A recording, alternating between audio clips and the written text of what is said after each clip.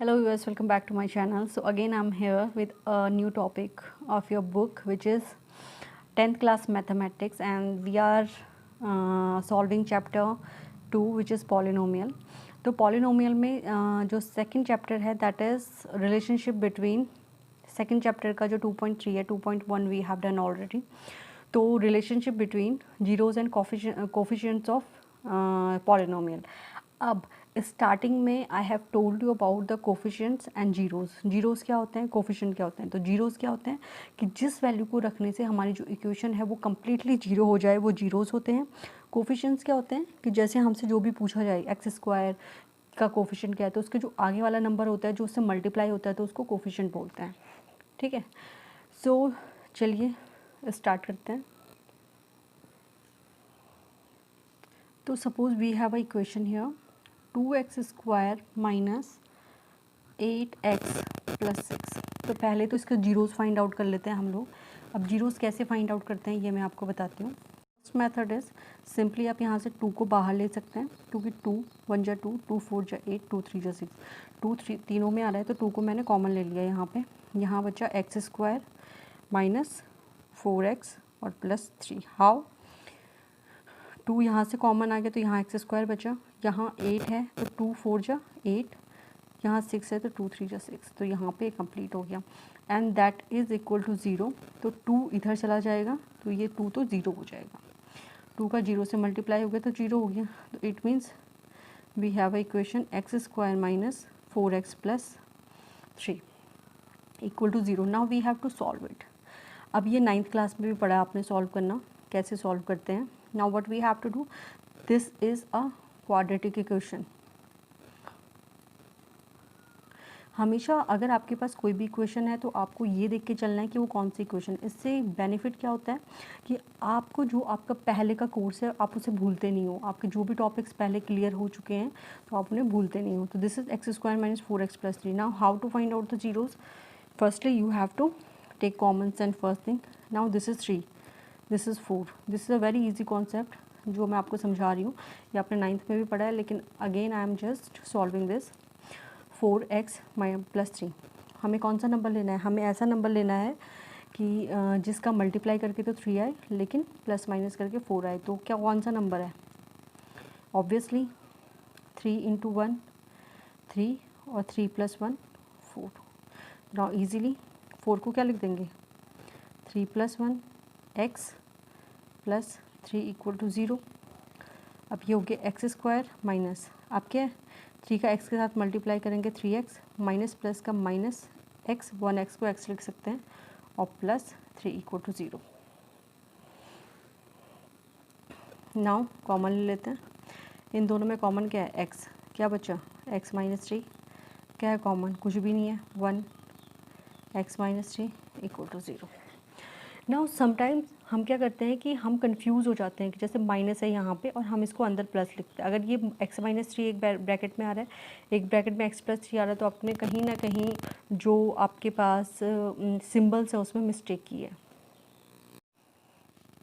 तो now we have 2 bracket, तो ये दोनों हमारे पास सेम आ गए. तो we will write here x minus 3 and x minus 1 और इक्वल टू 0.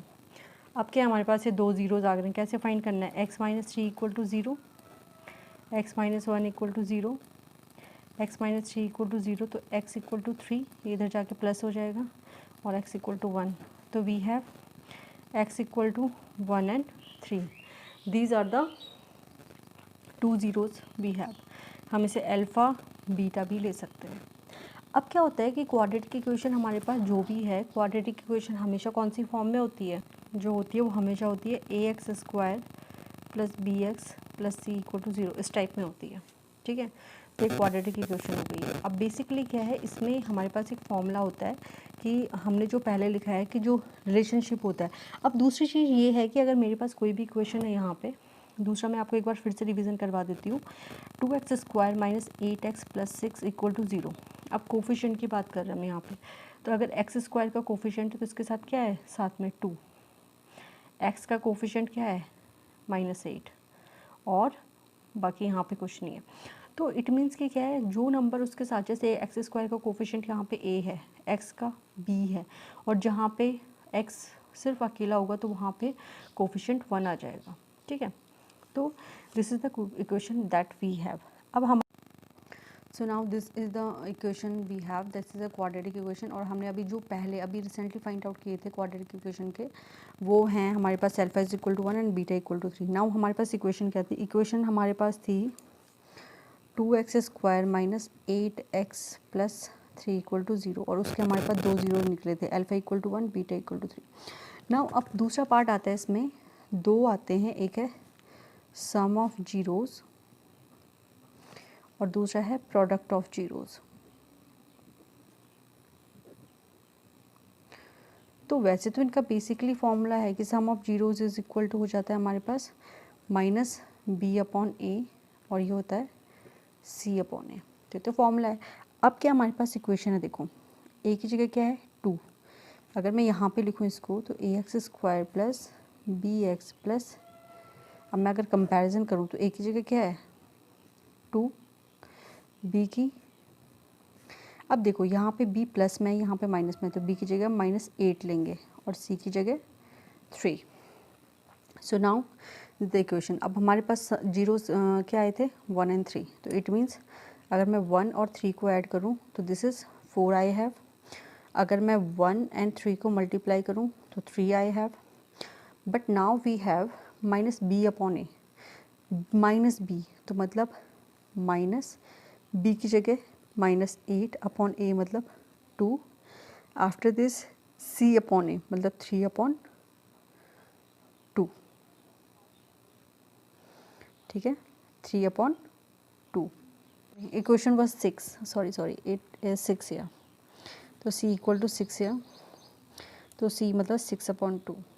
ओके, नाउ अगर हम इसको यहाँ पे, मैं यहाँ पे सॉल्व कर रही हूँ इसको, तो माइनस माइनस का plus 8 upon 2, this is 4, this is 4 equal, यहाँ पे 3 है तो सी अपॉन ए मतलब 2 3 जा 6, तो दिस इज़ 3, सो इक्वल। तो इट मीन्स कि जो सम ऑफ जीरोज़ होता है उसका फॉर्मूला होता है minus b upon a, product of zeros का फॉर्मूला होता है सी अपॉन ए। और अगर आपके पास जीरोज़ हैं तो आप उनका सम और प्रोडक्ट करके देख सकते हैं, तो आपको यहाँ पे आसानी से ये फाइंड आउट हो जाएगा। तो इसका जो सिंपल हम फॉर्मूला लिख सकते हैं, alpha plus beta is equal to minus b upon a and alpha multiply beta is equal to c upon a, ठीक है।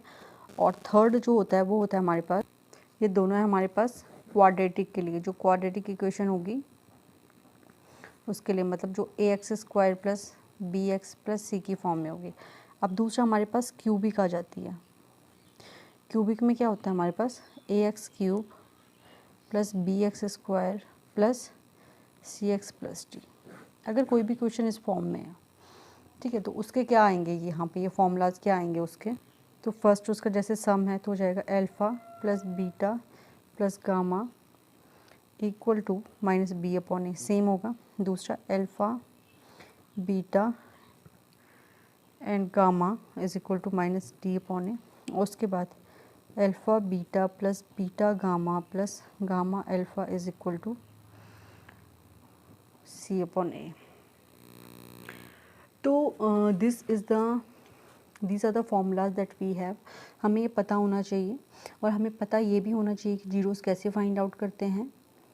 तो ये बेसिकली जो आपकी एक्सरसाइज 2.2 है वो इस पे ही बेस है, और आपको ऐसे ही वो आगे सॉल्व करनी है।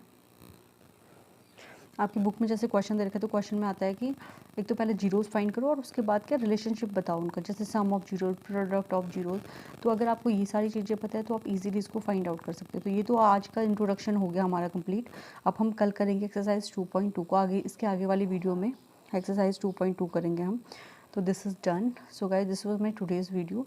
ये इंट्रोडक्शन था इसका, सम ऑफ जीरोज़ का, प्रोडक्ट ऑफ जीरोज़ का, जो रिलेशनशिप था इसका कोफिशिएंट के बीच में। तो this was my today's video. If you like my video, so please like it, please subscribe my channel, and please hit the bell icon that you will get all the notification of my upcoming videos.